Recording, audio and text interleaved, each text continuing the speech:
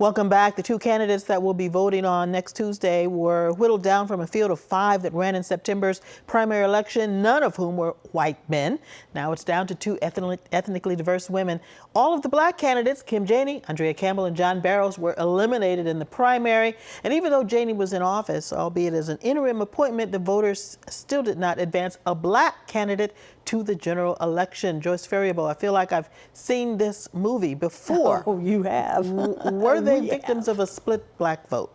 Absolutely. In one of the columns that I wrote, I said that. I don't know why our community hasn't, grasped, that, because it's happened over and over and over. And we've got to do something about it. And there are people who, kind of wonder about the Globe endorsement of Andrea, for example. That people were like, some people said, well, that's because, they don't want to be looking like they're not endorsing a black woman running for the office. So that they're going to do that first, but they always wanted to endorse Michelle Wu. And even in their endorsement, I don't see anything about equity, or I don't see anything about, I see a little scolding of Michelle Wu.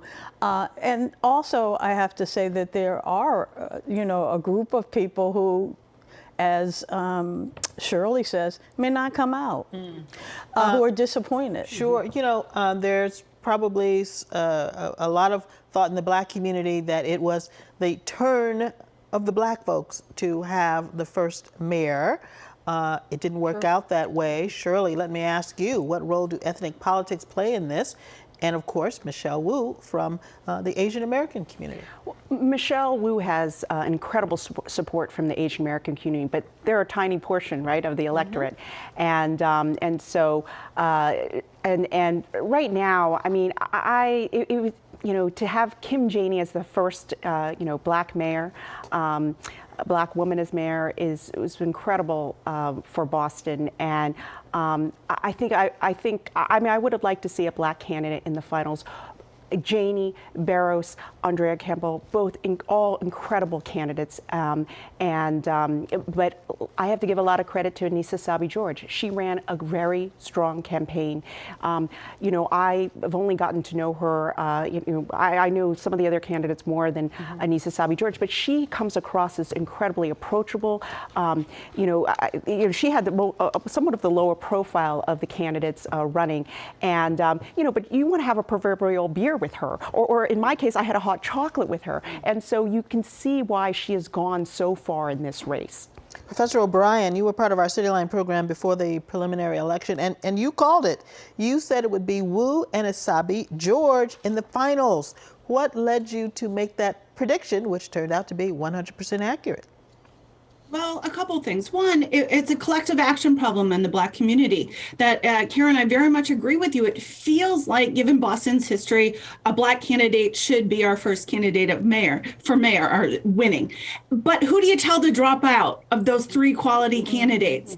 And then Janey had the misstep in it. She walked it back. It's important to say she walked it back, where she compared vaccine mandate to Jim Crow and birtherism. I think a lot of white liberals took a second pass at her and walked away.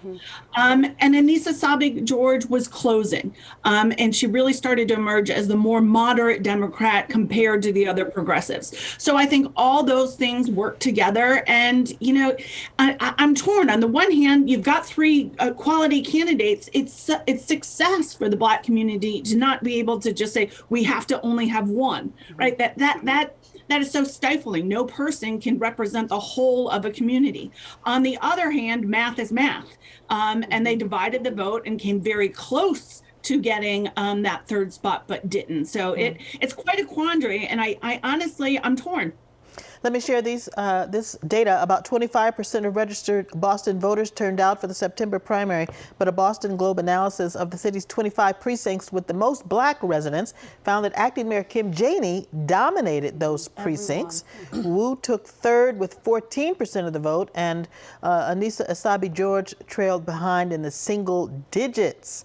Do you think Janey's supporters are going to head to the polls again on Tuesday? And if so, Who do you think they're going to throw their support behind? Shirley? Well, of course, it's Michelle Wu. I mean, Kim Janey has endorsed Michelle. And so, but it's an open question whether all those people who came out to pull the lever for, or I guess check it, I don't know if you pull levers, right? You, you check it off, you mark it off now. All those people who came out for Janey, I'm not sure if all of them will come out for Wu. What do you think, Joyce? Well, first of all, I know for a fact that Kim, before all of this came down with Marty leaving, she was leaning support to Michelle Wu. They had a campaign office together. They've worked together on a number of different items around, minority involvement in contracts. And so there's a lot of it, the T, they've rode together on it. So I think that there was a clear choice on her part. Now, whether that translates to them voting, I don't know. What is the? I think Anissa is getting a lot of black votes. What's the political pushback, or if the black community doesn't show up for one candidate or another? Joyce. Well, first of all, in my column yesterday, I say how disappointed I was about the low turnout in the preliminary, even though Kim got not enough people came out for it to be substantial. And then there were other little sneaky things like, coverage of her. But what's going to happen if black voters don't show up on Tuesday? What is that going to say to either Wu or Asabi George? I think they're going to show.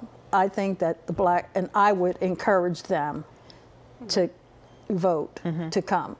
I just am sorry and a little disappointed that they didn't do it in the preliminary. Okay. All right.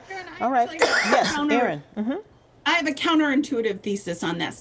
I think that the low listen, I'm a political scientist. I want turnout. But I think part of the low turnout in the primary amongst all Bostonians, and especially Black Bostonians, is they had too many quality candidates to choose from. We call it a breakage effect in political science, that when you're happy with maybe 1, 2, and 3, you don't want to pick between them because you're satisfied with any of them.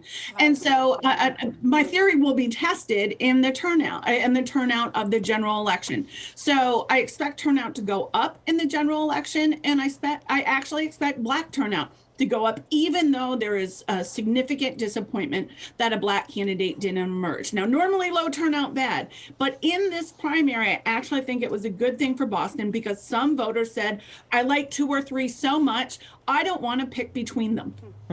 All right, we're going to switch gears a little bit for our last segment. Coming up, many states across the country are passing laws restricting voter access. A look at what that means and the impact it could have nationwide and in the Bay State. That when we return.